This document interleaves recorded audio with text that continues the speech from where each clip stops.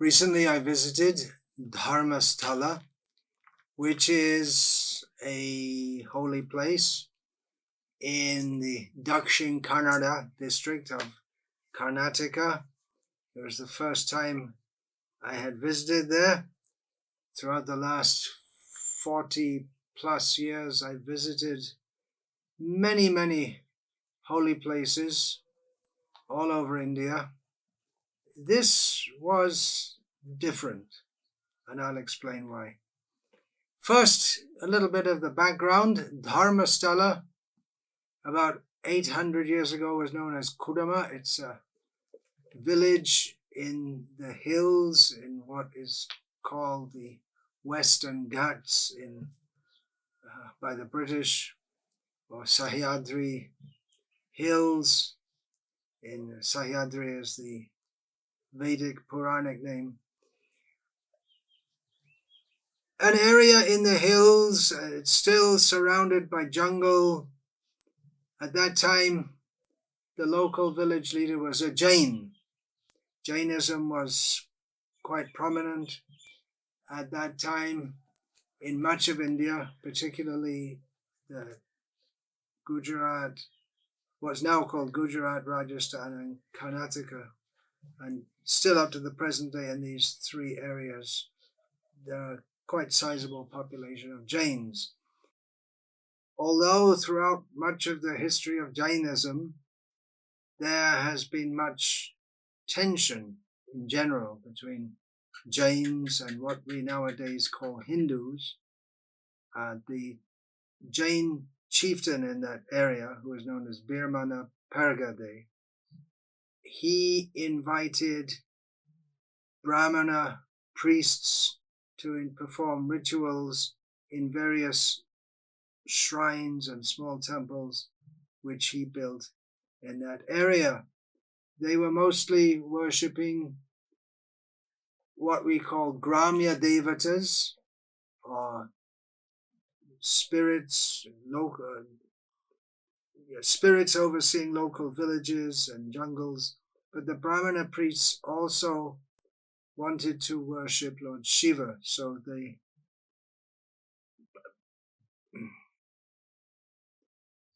had a Shiva Linga installed there, and that Shiva Linga was called Manjunatheshwar, as he is to the present day. Around the 16th century, the Hegade, Paragade is a Tulu word. The local language there is Tulu, and the language in the broader area is Kannada. So in Kannada, Paragade becomes Hegade, and Hegade has come to mean the local village leader there. So around the 16th century, the Hegade at that time invited Vadiraj Tirtha, who's a famous name in the Madhva Sampradaya, invited Vadiraj Tirtha to visit Sri Manjunatheshwar, to visit their area. Udupi is also presently in the Dakshin Kannada district of Karnataka, which is the area which largely covers what was traditionally known as Tulu Nadu, or the area in which the Tulu language is spoken. Vadiraj Tirtha came, but he wouldn't take food there. He wouldn't take cooked food because the Shiva Linga had not been consecrated according to Vedic rites. It hadn't been done according to the Paka system. A lot of worship going on in those days, and even up to the present day, was going on in what we might call a village style or folk style, but Madhva Sampradaya is very much in the Vedic line, and he would not take food because that deity, or the Shiva Linga, had not been consecrated according to Vedic rites. So then the Hegade at that time invited Vadiraj Tirtha, so you please perform the rites and let's get things done according to the orthodox way, which Vadiraj Tirtha did. And seeing this, Vadiraj Tirtha renamed the place Dharmasthala. And since that time, Madhva priests, Madhva Brahmins, have been worshipping the Shiva Linga there, Manjunath Eshwar, and therefore it's a holy place. Now this is quite remarkable because the whole institution, there's a temple and there's a whole institution around it, which I'll talk about, is overseen by the incumbent Hegade, who is a Jain. The deity worshipped is Lord Shiva, and the worshippers of the deity are Madhva Brahmins. And they worship Manjunatheshwar, seeing Lord Shiva, seeing Lord Vishnu as the Antaryami, the indwelling spirit, or the one who makes Shiva Shiva. The one Shiva means auspicious. So in this way, it's quite remarkable considering traditional tension between Jains and what we call Hindus. And in South India, previously, there was considerable tension also between Vaishnavas, worshippers of Lord Vishnu, and worshippers of Shiva, Shaiva.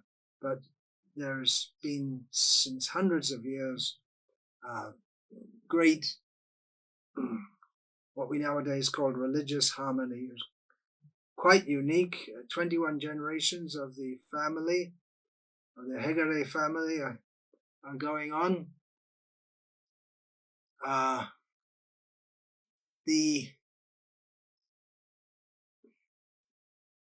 The tradition is that as long as the Hegare, who's like a local ruler, not officially nowadays, he doesn't fit within the Indian government system of governance, but he is, for all intents and purposes, the local ruler. So he is assured by the Daivas, or the local, this is going way back since the temple was first installed there, the Manjunatheshwar temple, that if you continue to give, you keep on giving charity, that means you have to give anadan, you have to keep on feeding people. Whoever comes to this remote place should be fed. You have to give vidyadan, you have to give knowledge, and you have to give abhayadan, which means fearlessness. You have to give fearlessness, which means you have to treat all the people and administer them in such a way that they feel content. So this is a little bit of the background. Why did I go there? One of my disciples, Sri Ramcharana Aravinda Prabhu, had visited there several times and was highly impressed. And he several times said to me, I should go there to see how a community based on the deity, based on faith in the Guru. Of course, the Hegare is not Guru in exactly the same way that we think of, but in a broad way, we can say like that.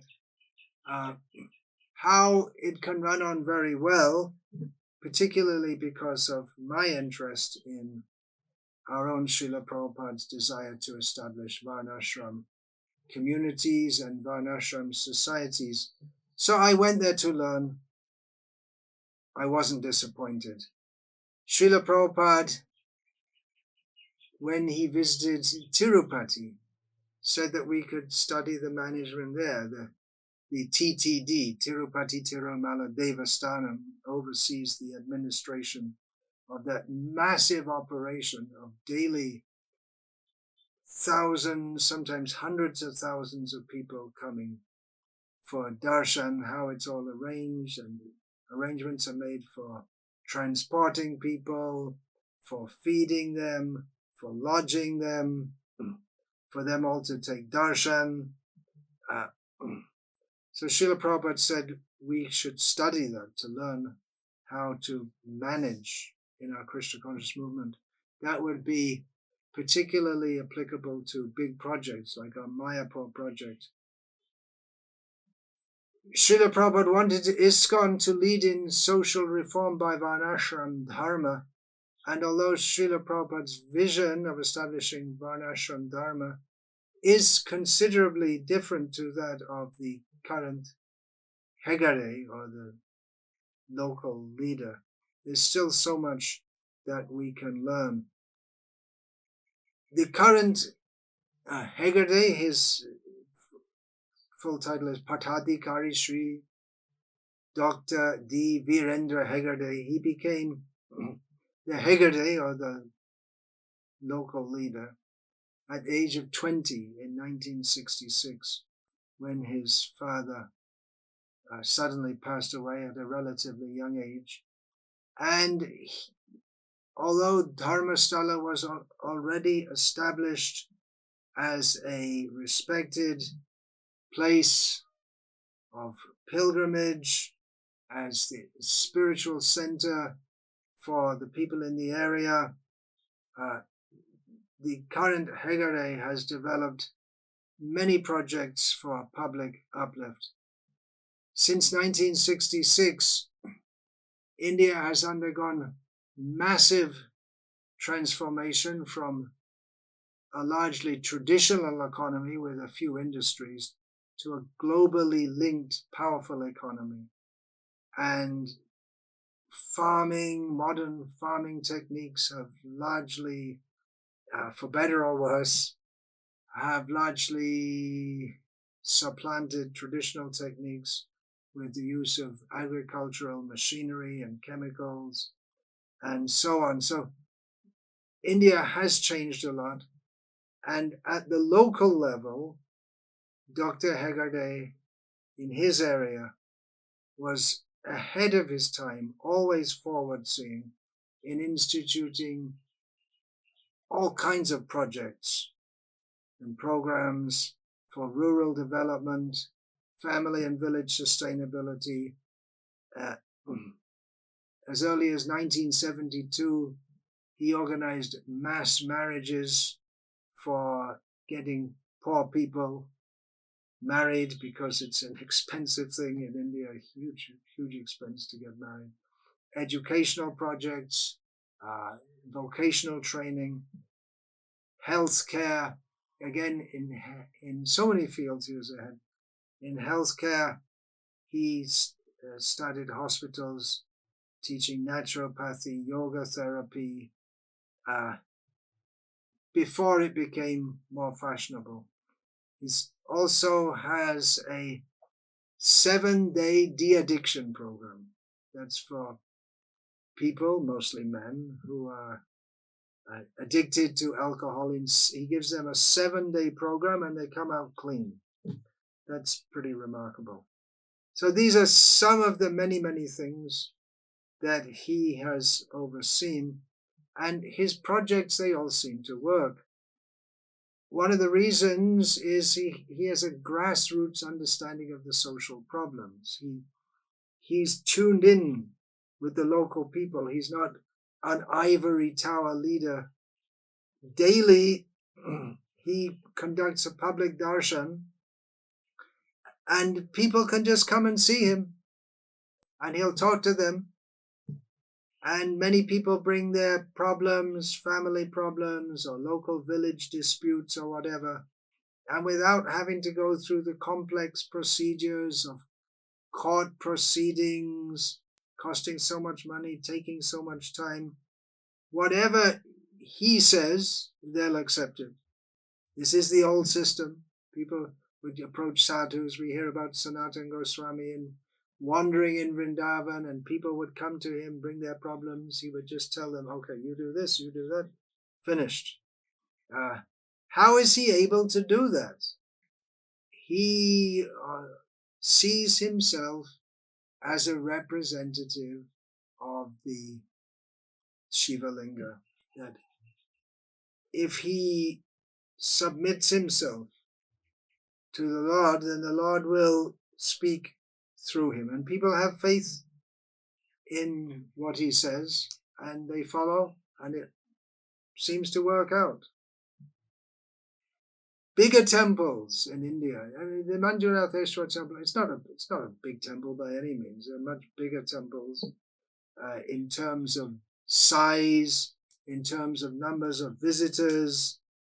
Big temples like TTD, Tirupati, Tirumala, and the Shirdi, in terms of income and people visiting. They have so many people coming, and they have huge income from that.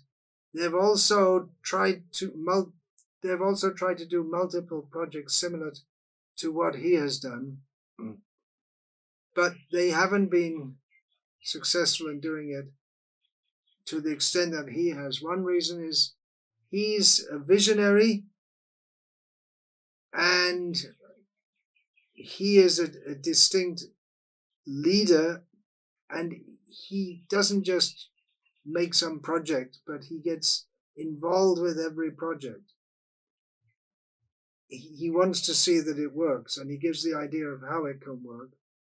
So whereas others are spending lots of money and not getting the same results, he's able to do it spending less. He doesn't spend temple funds on any of the projects. All the different projects he sets up are either self-funded or they're started in corporations with banks or with government support. And banks like the Canara Bank, they support projects that he sets up because, first of all, the programs he gives for setting them up are very sound, and the leaders of those banks, they have faith that he will, Hegare and those serving under him, will interact in an honest and committed manner. One of his mottos is to maintain the tradition as far as possible while keeping pace with modernity.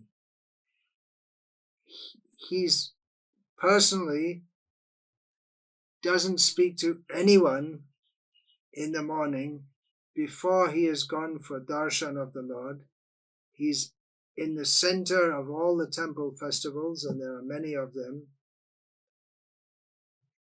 He maintains the festivals and keeps them at a very high standard of participation. He's fully into the tradition. But at the same time, he's tuned into the modern world.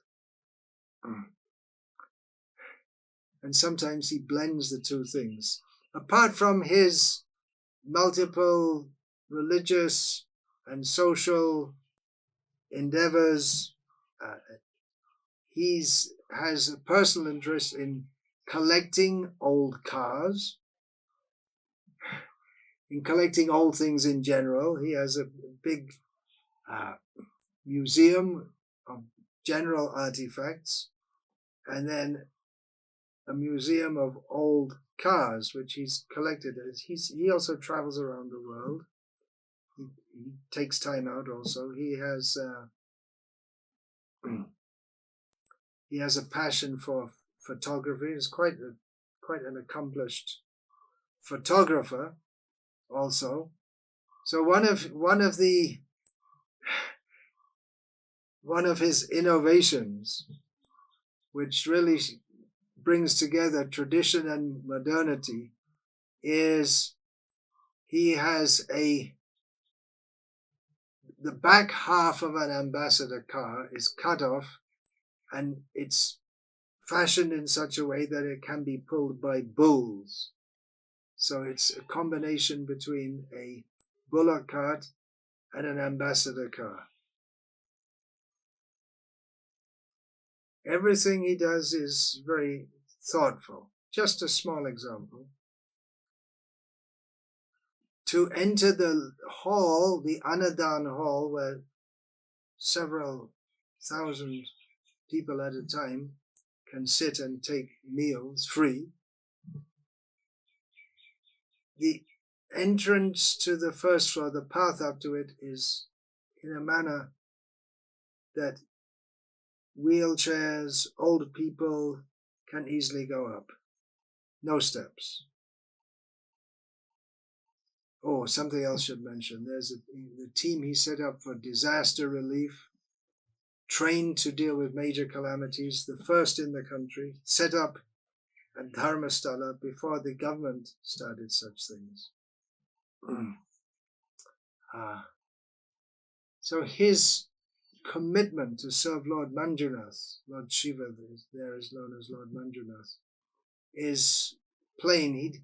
He's doing everything for the benefit of the people and seeing himself as a representative, as a servant of Lord Manjunath, despite being a Jain. And the people there, they trust him, they respect him, and they like to serve him. His sense of dependence on Lord Manjunath. Let us try our best, and then he will do the rest. At the same time, he's very pragmatic. It's not just, oh, well, God will look after everything. One important thing why his projects work is, he told me, he gets the right people to lead the projects. He selects people who are intelligent, knowledgeable, committed, honest, sincere. All the leaders there, I met several of the leaders of several departments. They kindly facilitated my learning experience there. The leaders, they're not on a big ego trip. They're polite, humble. They view themselves as servants of the servant of Lord Manjunath, as executors of Hegade's mission, his ideas. The unit leaders are given room to work. They're empowered, not that they can just do anything unilaterally, but they give a lot of room to work. When it's seen that they are competent to work, and then they're given room to work in. I'm just saying this because it's what I saw, and of course you may think I'm painting an overly ideal picture. No doubt there are different kinds of problems, because it is this material world and there are problems.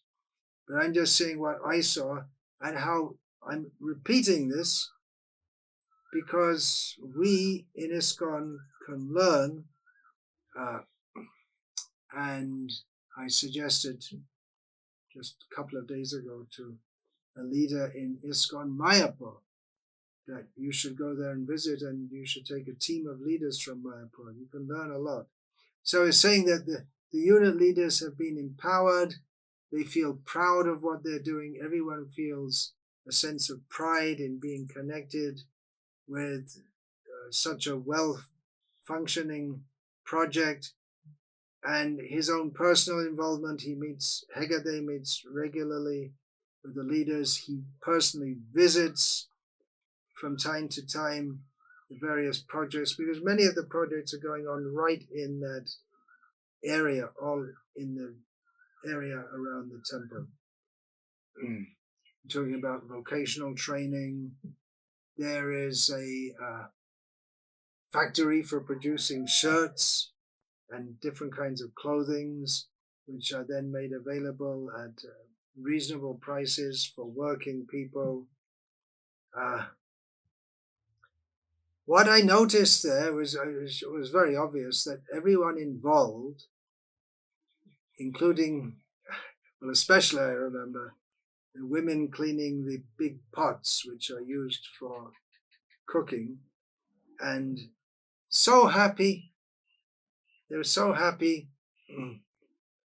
Of course, they're paid, but they have a sense that we're doing service. We're serving a whole mission here, and there's trust, and I trust that we're all part of a good thing, and we'll do what we have to do, and that will be appreciated. And I didn't see that in holy places elsewhere in India, such a spirit. In ISKCON also, it's rare to see. And that spirit of selfless service, we're all here to cooperate together to serve a bigger cause. That starts at the top. Yad yad achrati shreshtas tatta devetaro janaha sayat pramanam kurute lokas tad anuvartate. Lord Krishna states in the Bhagavad Gita that the example set by leaders is picked up by followers. So because the leader is dedicated, involved, selfless, concerned with the welfare of others, that spirit permeates throughout the whole project, even though, and the projects beyond, especially throughout Karnataka, and actually throughout India, but especially in Karnataka, so many projects have been set up from Dharmasthala. He's very busy, morning till night. He works hard. He's completely into whatever he's doing.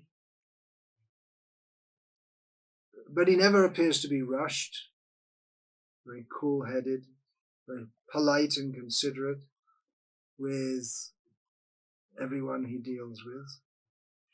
How does he manage to get everything done? Well, he leads a disciplined and regulated life. Like I say, the first thing he does before speaking to anyone in the day is he does his own worship at home.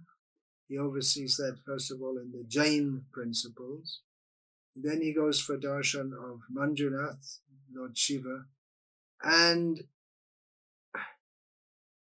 every unit manager also follows the same. The first thing they'll do in the morning is go for darshan, as do many others in that whole setup, including his brothers, because he has several brothers, and they all have leading positions in overseeing the day-to-day running.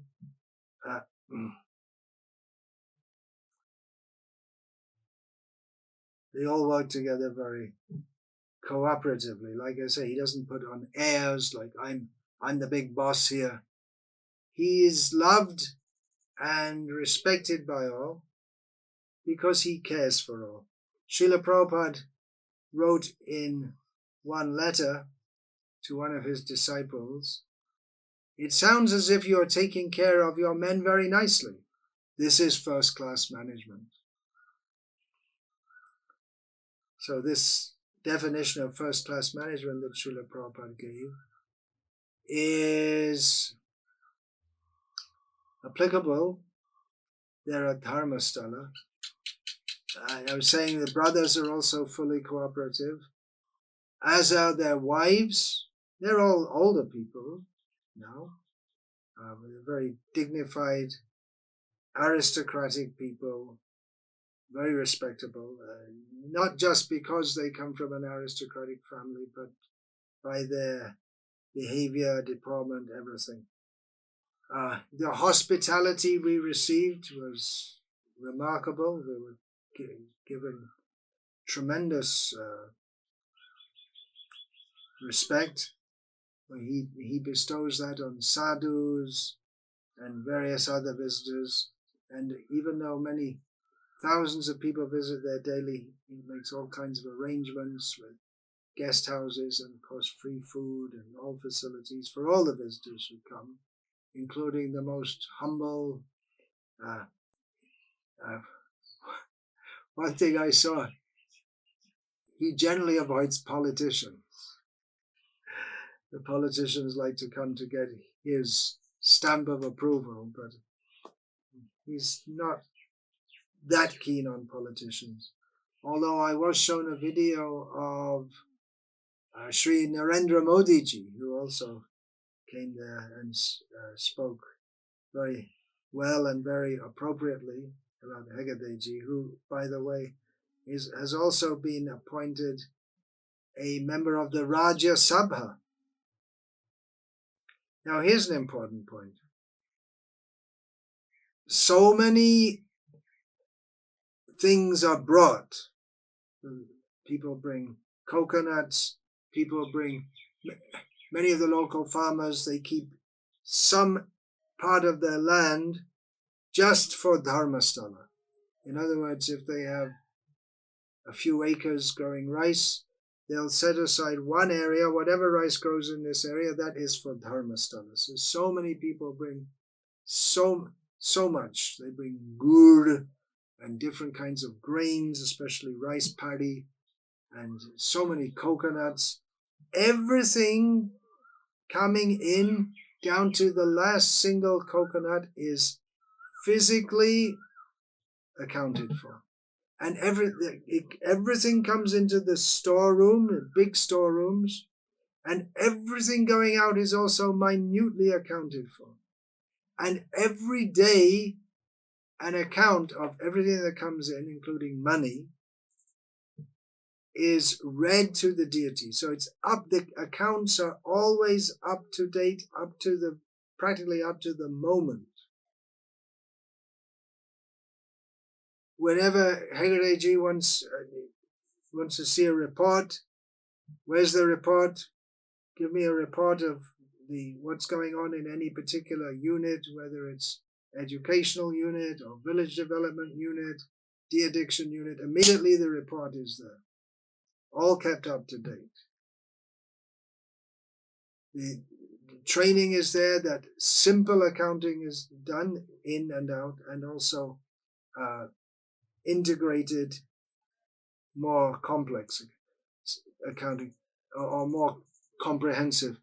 This lends tremendous transparency in dealing. So again, that's a basis for trust. And also having all these figures available, not just accounts, but all kinds of things. There's a lot of data which can be and is analyzed as a basis for future development. Another thing, so many things. I'm only just giving a summary here. Cleanliness. Everything is kept perfectly clean. Cleaning goes on continually. Why does it work so well? Faith. Everyone who's involved, it's the trust there is a big employer. Everyone who's involved has the faith that if I do my part, all my needs will be seen to. I don't have to compete. I have to do my duty, and all my material needs will be seen to, which is analogous to Varnashram Dharma. The idea that everyone has to do their duty, whether they're a leader or a housewife or a potter or a priest or a barber or a washerman, whatever they have to do their duty, and then in the cooperative system, everyone will be taken care of. All their needs will be taken care of. So the faith is there, and there are also systems and accountability, which reminds me when Srila Prabhupada, shortly before he departed this world, he asked Giriraj Das Brahmacharya at the time, how will this movement go on after I depart? And Giriraj Maharaj answered, by sincerity. And Prabhupada said, yes, by sincerity, but also by intelligence. So sincerity is there, and intelligence. It's well organized. Not to the point where bureaucracy crushes everything, but in a manner that makes for transparency for everyone to work in. In ISKCON, It's supposed to run on love and trust, Srila Prabhupada said. That is there if there is faith. Devotees are supposed to serve. The impetus for serving comes from faith, that by serving here, my highest need will be fulfilled. Unfortunately, for various historical reasons, at the present time, the faith within ISKCON, the level of faith has been largely compromised. If we're going to be frank, then our systems of administrating the society, financial systems, organizational systems, justice system, there's no justice system. Our systems are poor and our accountability is almost non-existent. The accountability of leaders and everything. So there is a lot to be learned there. We are promoting the Yuga Dharma, Harinama Sankirtan, the highest Dharma, Savai Pung Sangparo Dharmo Yato Bhaktir Hokshaje, Ahaitukya Prati Hataya Yatma Supasidati. We're talking about Dharmasthala, a place of Dharma. And from Bhagavatam we know that the highest Dharma is that whereby the transcendent Lord, Krishna, is served without any personal motive, continuously, and only this can fully satisfy the self.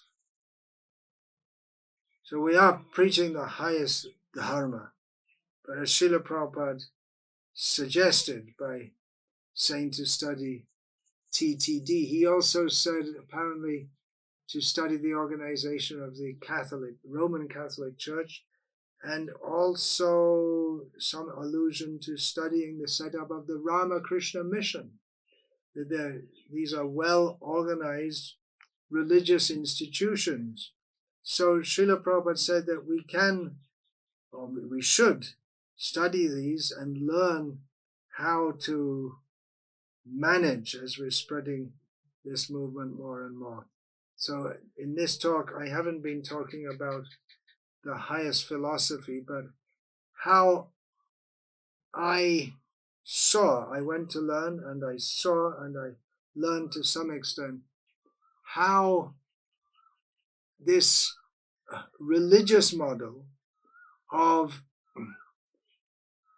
dealing with everyone's social needs, personal needs, family needs, and their religious needs side to side can still function very much here in India especially, where people still, to a large extent, have faith in God and in sadhus.